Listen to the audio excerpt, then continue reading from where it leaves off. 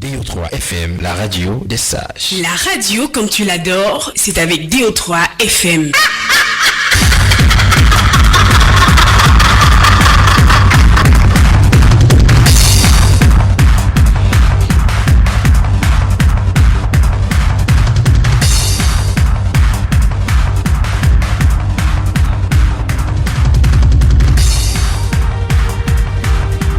Mesdames, Messieurs, bonsoir et bienvenue à cette édition d'information.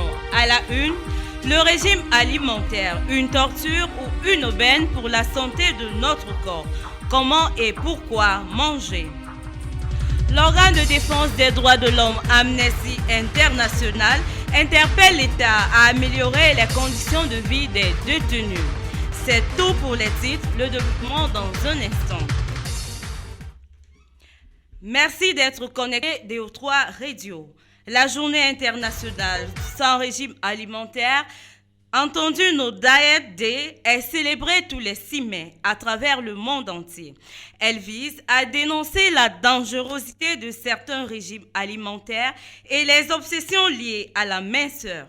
Créée en 1992 par l'anglaise Mary Evans Young, elle se veut avant tout déculpabilisante et rappelle que le piège de la privation n'est pas la solution pour manger ou mieux contrôler son poids. Car chercher à contrôler la ligne est devenu une norme sociale. Cette journée est symbolisée par un ruban bleu ciel. Parlons de toute autre chose. Lutte contre la pandémie du Covid-19, les personnes âgées du centre ont été à l'honneur avec la remise du matériel nécessaire à la lutte contre le coronavirus. Le ministre des Affaires sociales, Pauline Irène Guéné, a animé la cérémonie sous l'initiative du Fonds des Nations Unies pour la population à Yaoundé. Mettre en œuvre la communication de proximité afin d'appliquer les mesures barrières, telle est la recommandation du ministre de la Communication, René Emmanuel Sadi, aux élus locaux de Yaoundé et Douala, au cours d'une séance de travail hier, afin d'intégrer toute la société dans la lutte contre la maladie.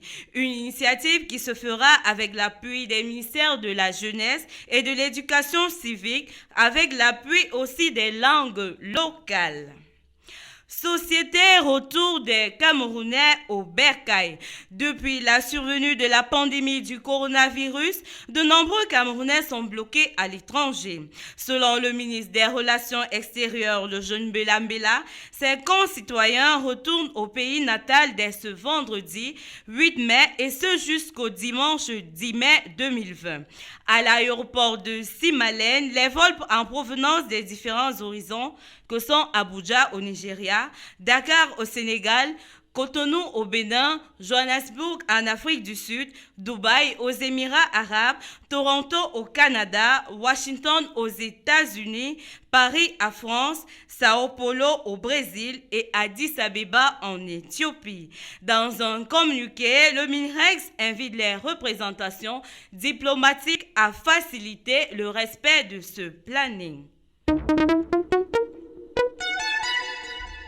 Santé. Dans le cadre de la lutte contre la pandémie du coronavirus, le ministre de la Santé publique, le docteur Manaouda Malachi, a effectué des visites inopinées afin de juger la température de la prise en charge des malades en cette période de crise sanitaire dans 2 formations hospitalières. Il a été à l'hôpital de district de Djungulo Olembe où il a relevé l'absence du dispositif des thermoflash. À l'hôpital de district des Foulanes, à Yaoundé 3, le membre du gouvernement a félicité la mise en place des équipes contre la lutte contre le coronavirus et a félicité les efforts du personnel soignant. Le Cameroun a enregistré plus de 200 nouveaux cas positifs au Covid-19, d'après le rapport du Centre national des urgences sanitaires, entre le 1er et le 4 mai. La région du centre reste la plus touchée.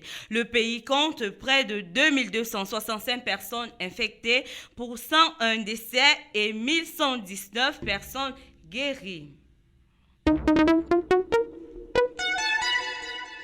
Des congestions des prisons camerounaises. Selon Amnesty International, les prisons au Cameroun, en vue de la surpopulation carcérale, sont des lieux de propagation de la pandémie.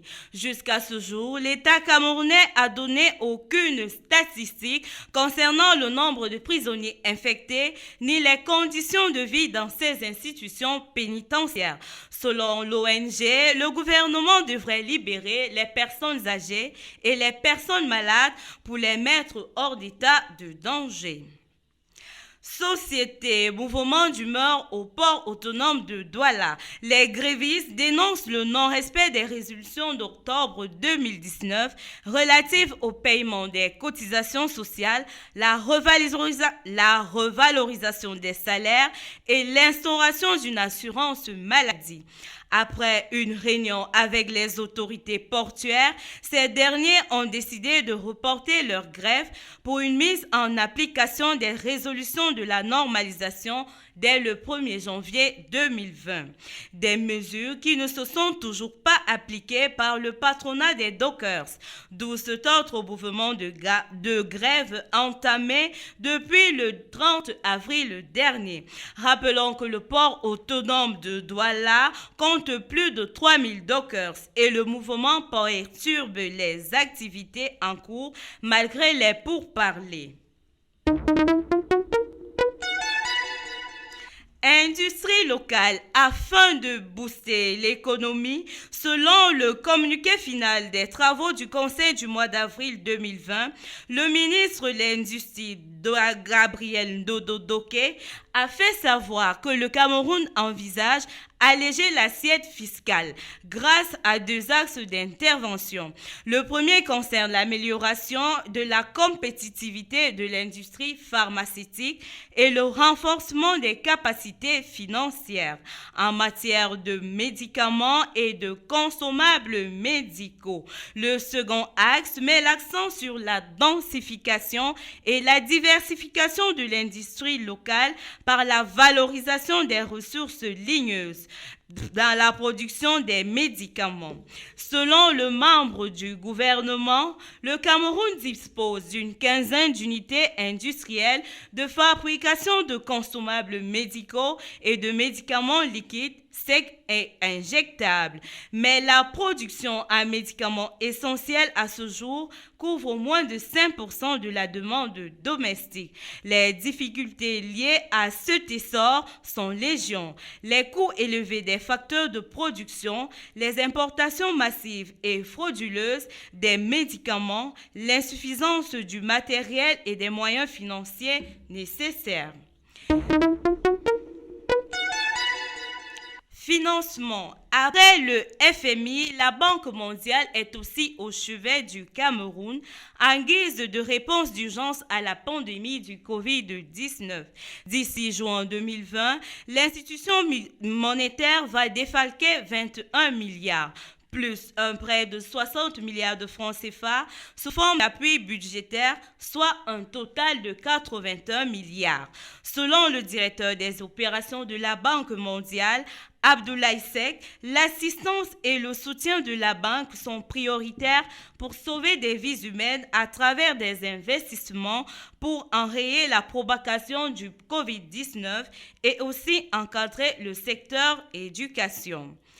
Crise dite anglophone, 8,9 milliards ont été débloqués par le gouvernement camerounais afin de reconstruire les zones économiquement sinistrées du nord et sud-ouest. C'est l'essentiel d'un accord signé entre le ministre de l'économie, de la planification et de l'aménagement du territoire et le représentant des Nations Unies pour le développement. Une enveloppe évaluée à 10% du montant de la reconstitution totale qui est de 89,6 milliards de francs CFA. une autre à l'étranger avant de refermer ce journal. Le remède artémisien, en dépit des revers de l'OMS, fait son chemin. Félicité par bon nombre de dirigeants africains, le remède malgache anti-Covid-19 demeure en étude par la Commission de l'Union africaine en ce jour. Nonobstant, Madagascar ambitionne d'exporter près de 3000 tonnes par an.